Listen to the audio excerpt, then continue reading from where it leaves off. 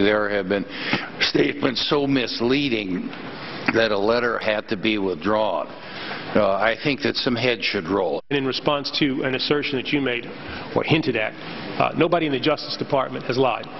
Why was the letter withdrawn? The letter was withdrawn because there's information in there that was inaccurate. The Justice Department letter of February... Okay, well, tell me what's the difference between lying and misleading Congress in this context.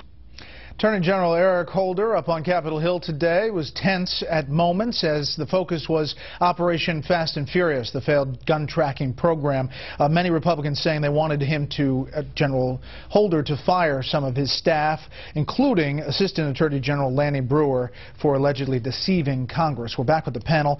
Pete, highlights from this hearing, your take. Well, I think it was a bad day for the Attorney General. I mean, anytime an Attorney General of the United States is telling a member of Congress that there's a distinction between misleading and lying, that's not a good place for that Attorney General to be. The fact is that there clearly was misleading going on. There seems to have been lying, too. We're going to have to find out more. But the Assistant Attorney General seems to have knowingly misled the committee, and that's really quite serious. And Holder will have to do something about it. I do think that Eric Holder is sort of the weakest link in this Obama chain in terms of cabinet members. He's fumbled many times. They wanted the civilian trial for Khalid Sheikh Mohammed. That didn't happen. They wanted to close Gitmo. It remains open. There was the threat to prosecute CIA agents involved with enhanced interrogation techniques. They pulled back from that. I just think he's a lot of trouble. He should resign. If he doesn't right now, I think before the 2012 election he will. Obama didn't want to go into this election defending Eric Holder. A.B., you agree with that? I mean, Holder pushed back numerous times accusing Republicans of playing politics.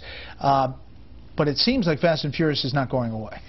You know, it was fascinating to me. I actually thought that maybe he would, under the pressure and the promise of continued scrutiny, which there will be more of, that he would maybe perhaps resign. This is, you know, in the weeks and months we've been talking about this.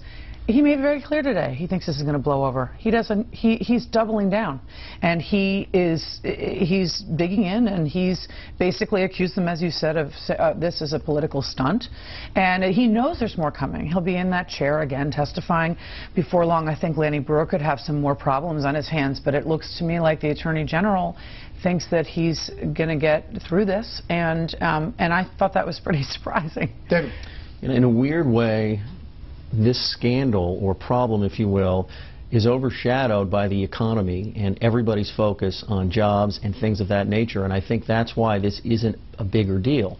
Now, where it can be down the line, and I agree that Republicans are going to keep hammering this and hammering it and hammering it until the end of the administration, whether that comes next November or 4 years after.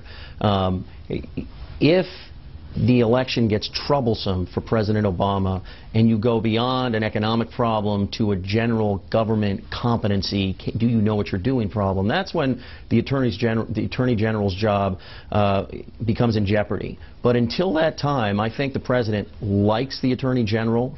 I think he's an ally of his, not just some appointment that he had to come up with, and that he will allow him to work his way through this if and until it just becomes an overriding political problem.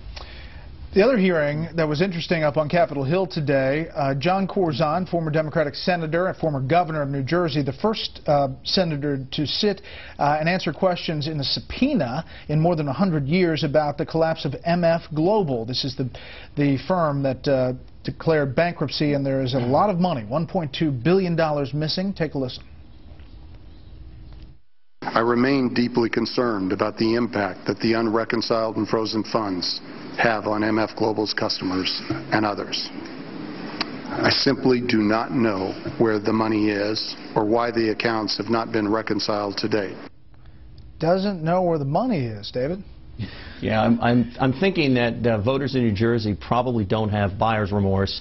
If they at all did, they look at this and they probably don't. I think that politically, this is one more hammer for the Republicans. These things usually don't amount to much because voters understand that Democratic fundraisers or big shots, Republican fundraisers or big shots sometimes go astray, and it's not everybody's fault for being associated with them.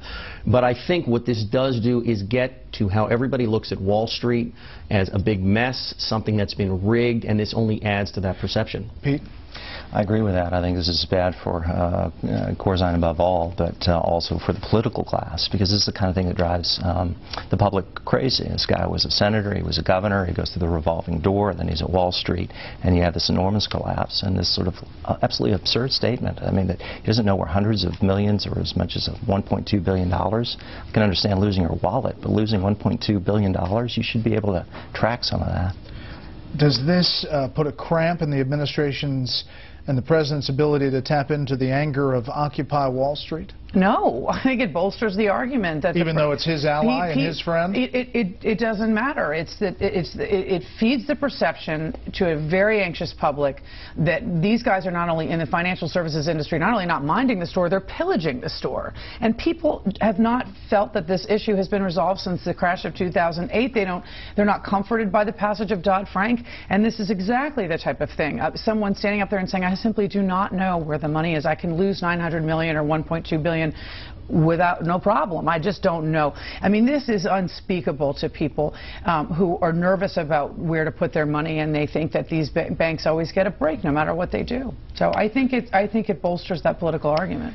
And John Corzine will be testifying again on Capitol Hill very shortly. That's it for the panel, but stay tuned for the politics of imitation.